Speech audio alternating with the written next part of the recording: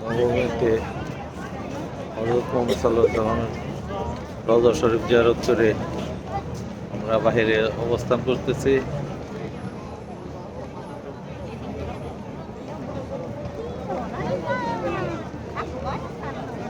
বলেন স্যার, বলেন।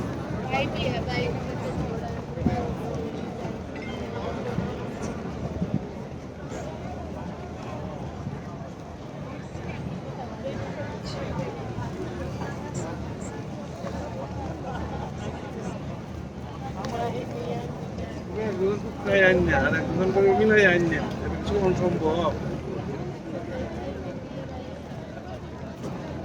আপনার আছে আছে আপনাদের